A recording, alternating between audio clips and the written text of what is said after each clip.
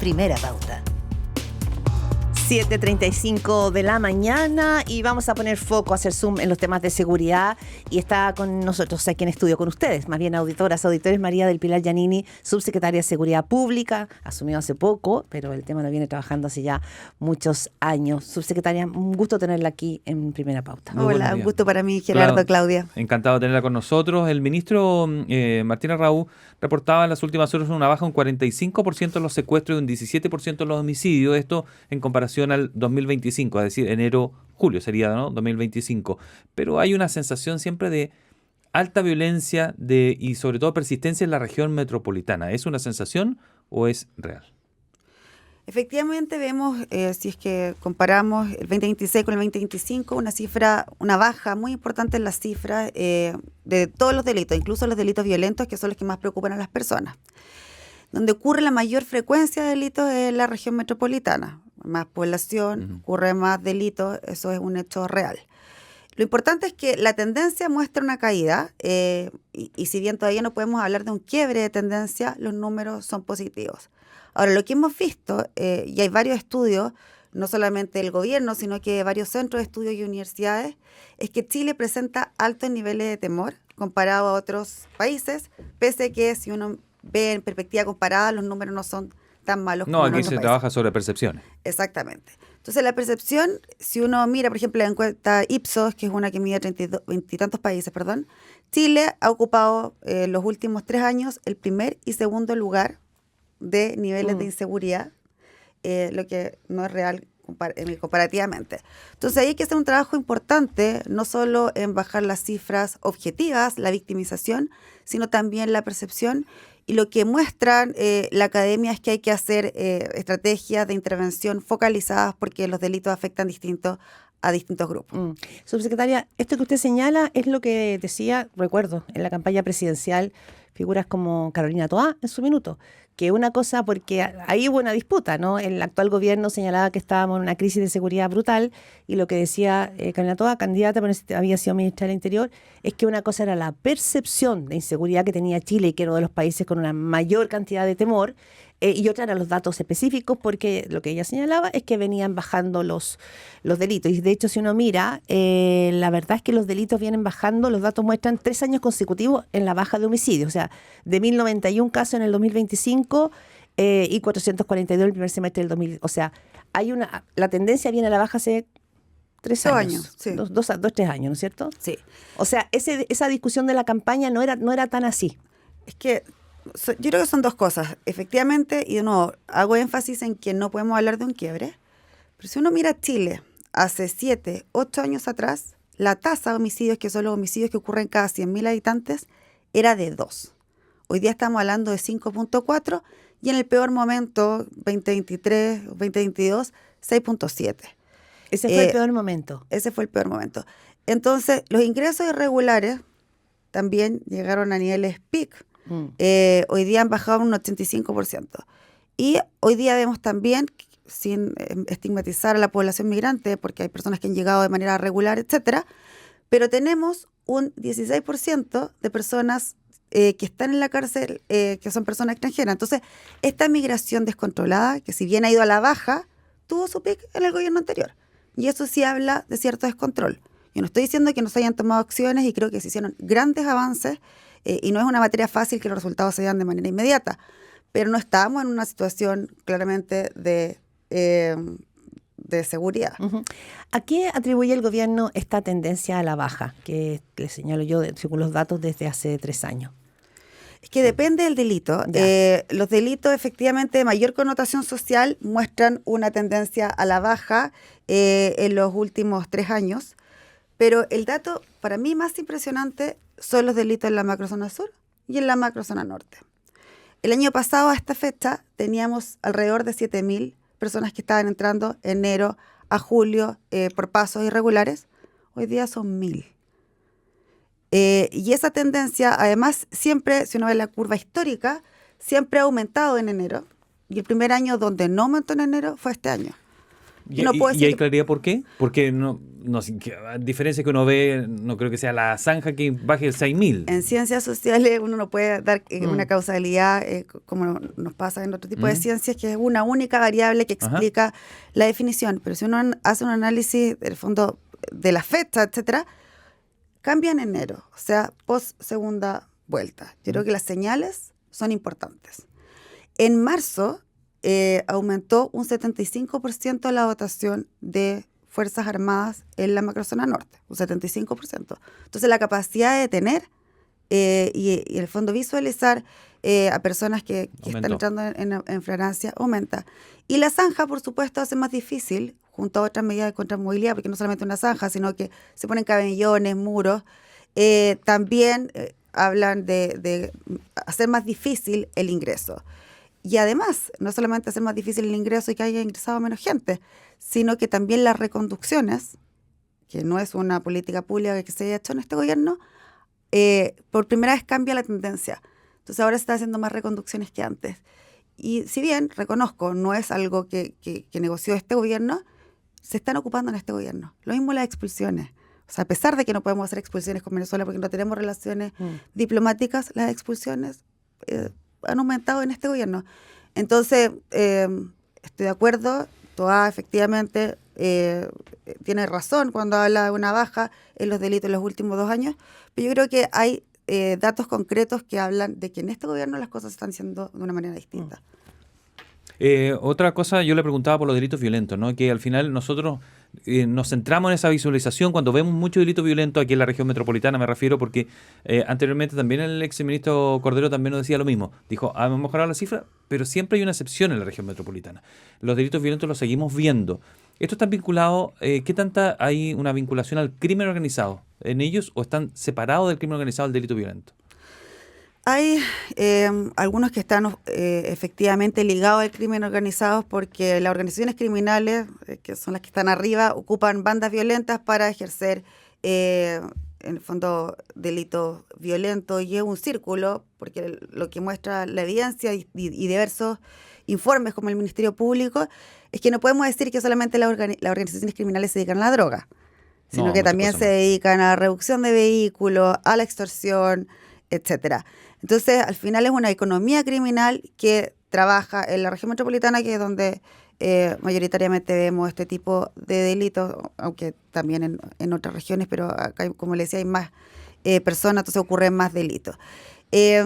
Por eso el esfuerzo que no se ve de inmediato es quitarles el dinero a las organizaciones criminales y trabajar arriba. Claro, que es lo que ha dicho el fiscal Barros, digamos, que, Sí. que el golpe que hubo al Tren de Aragua recientemente tenía que ver, y ahí se abre otra discusión sobre el seguimiento del dinero. Pero antes de eso, subsecretaria, ¿en qué se basa el gobierno para las proyecciones? En los datos, esto que usted dice, vienen a la baja, porque cuando uno mira la fiscalía ha señalado un alza específica en homicidios ligados al crimen organizado. Y eso, digamos, en las primeras semanas de gobierno. Entonces, ¿cuál es el parámetro donde habría que mirar? Porque la Fiscalía tiene otra mirada respecto y otras cifras respecto de lo que está pasando con los delitos violentos y homicidios, fundamentalmente. Lo que pasa es que mirar cualitativamente las cifras es muy importante, pero la cuña de la Fiscalía no es reciente, es del principio de año. Yo le estoy hablando de las cifras hasta ayer. O sea, si uno mira a las víctimas de homicidio consumado al 19 del 7, que son preliminares, por supuesto, estamos viendo una baja de 17%. Habría que hacer el doble clic cómo ocurren esos homicidios. Si son con armas de fuego, son con armas cortopulsantes, si efectivamente el imputado es conocido, es conocido. Y por eso ese doble clic se hace en informes semestrales, porque hay que hacer un estudio mucho más preciso y ver estas variables. O sea, fue un error el primer equipo de seguridad de este gobierno cuando sacaba cifras semanalmente, que había sido cuestionado por varias instancias. Yo creo que no es la mejor señal, genera más temor y estar viendo en las noticias ya delitos violentos, cifras negativas, aumenta la sensación de temor, y creo que precisamente lo que tenemos que hacer es darle la tranquilidad a la ciudadanía que se está trabajando. O sea, no, era una mala idea.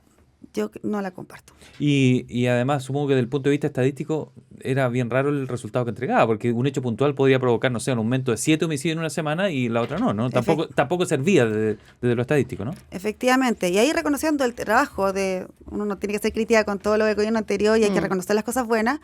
Una de las cosas buenas que se hizo fue el Observatorio de Homicidios.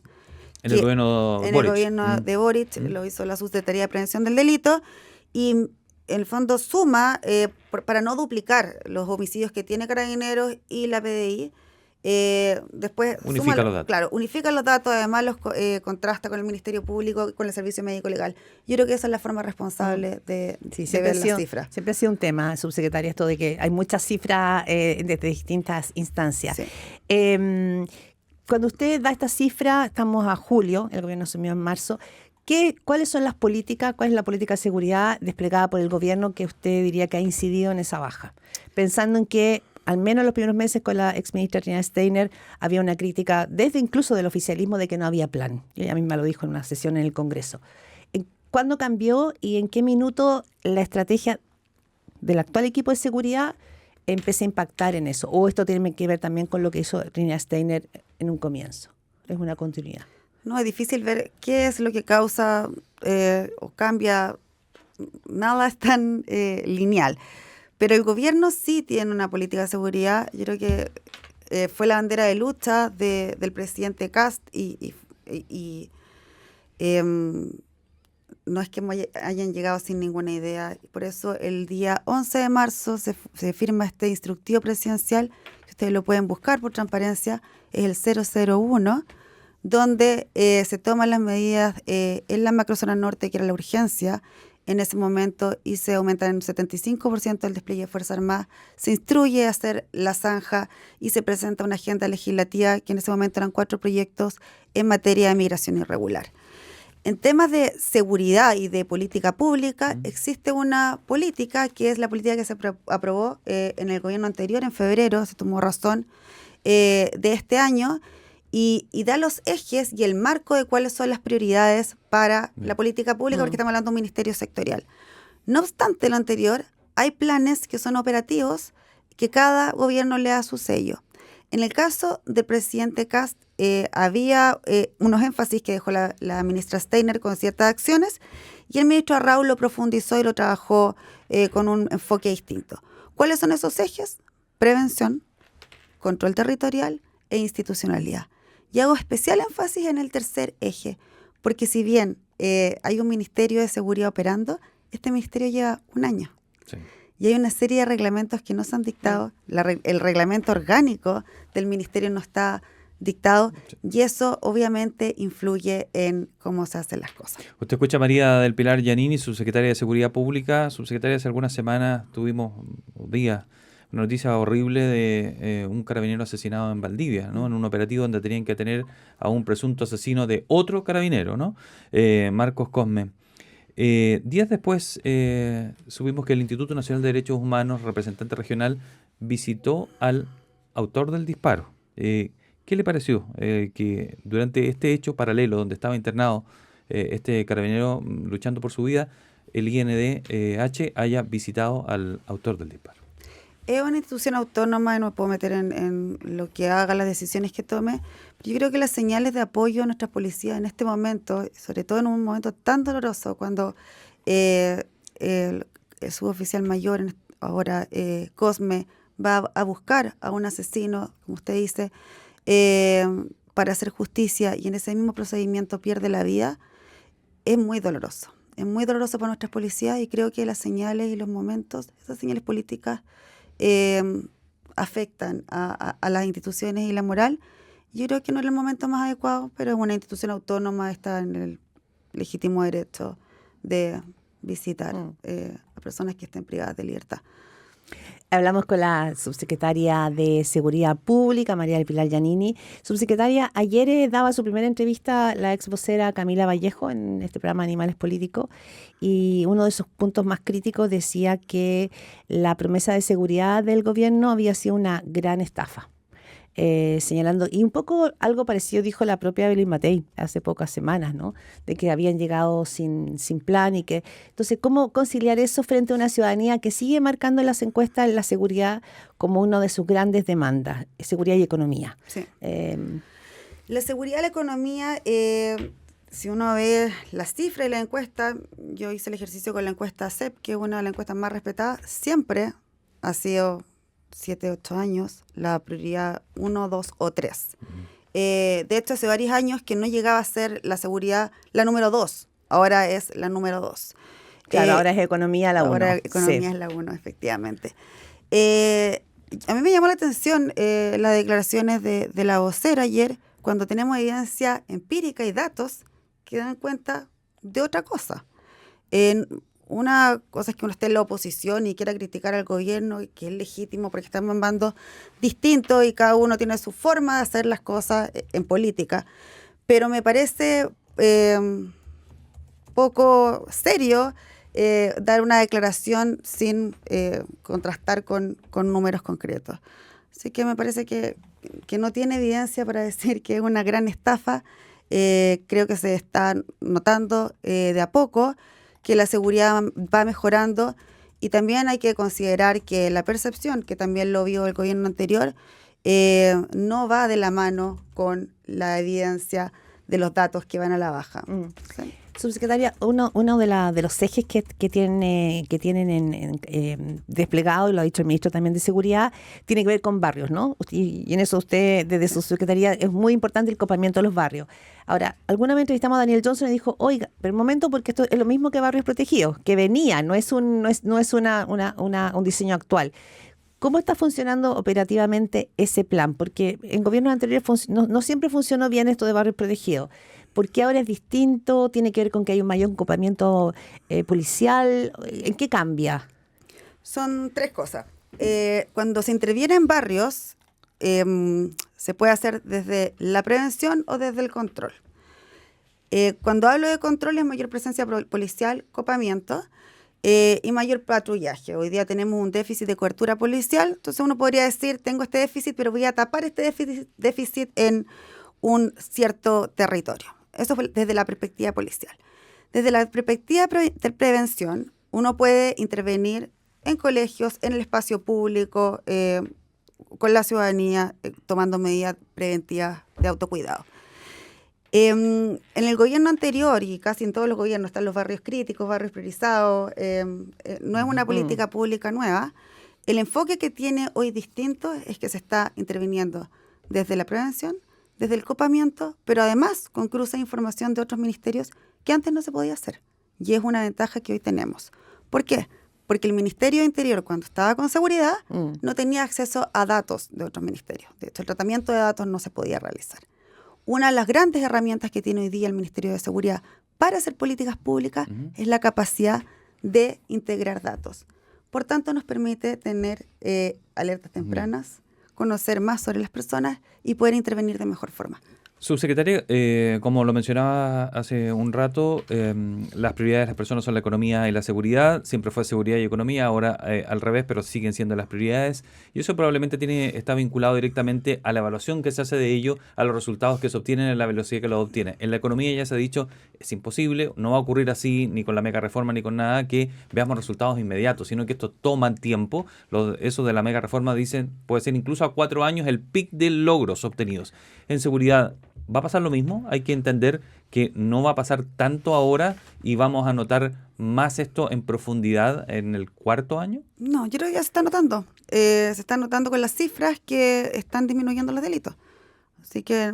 ¿La comisión de delitos o la comisión de delitos graves? Que son los que producen al final la sensación de temor. Es la comisión de todos los delitos. O sea, uno puede ver los delitos de mayor connotación social y los delitos violentos, y en cada uno de los delitos que vemos hay bajas.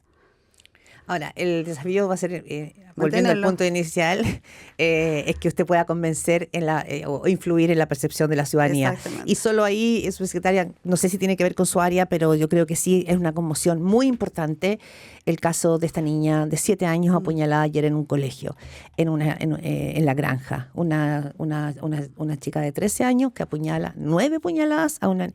Y esto también tiene que ver con otros casos que hemos sabido que se han podido evitar. Es decir, niños, ¿no? Niños que entran a sus escuelas con un cuchillo.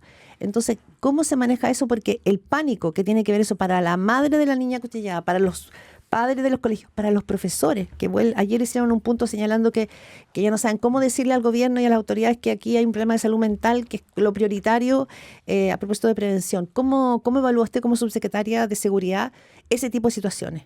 Bueno, primero lamentar el hecho, la familia, me imagino lo que está pasando, yo también soy madre, empatizo absolutamente con el dolor y el temor que puede haber generado en esta familia el hecho producido ayer. Esto se tiene que atacar desde 3 frentes. Uno es la prevención policial, o sea, usted misma señaló, Claudia, que la semana pasada se evitaron, y eso no sale mucho en las noticias, pero se evitaron 2 hechos de esta naturaleza de manera preventiva, investigativa, y eso da cuenta de que el trabajo también policial está funcionando. No se pueden evitar todos los delitos, imposible hacerlo siempre, pero se está trabajando en la línea correcta porque esto es un problema real. En segundo lugar, tiene que haber un trabajo con la comunidad escolar y con la comunidad de salud y programas preventivos, porque esto, como usted señala, es un problema también de salud mental, no solamente de delincuencia. Y en ese sentido, la Subsecretaría de Prevención del Delito, que es quien lleva ese punto, quien lleva esto, está haciendo un trabajo constante con el Ministerio de Educación y ya tienen una mesa en estos temas. O sea, es algo de lo que estamos preocupados y ocupados. Muy bien, María del Pilar Giannini, subsecretaria de Seguridad Pública, le agradecemos que haya venido a los estudios de Pauta a hablar sobre la actualidad de su cartera. No, gracias a ustedes. Muchísimas gracias. Un gusto tenerla acá, Chao. subsecretaria.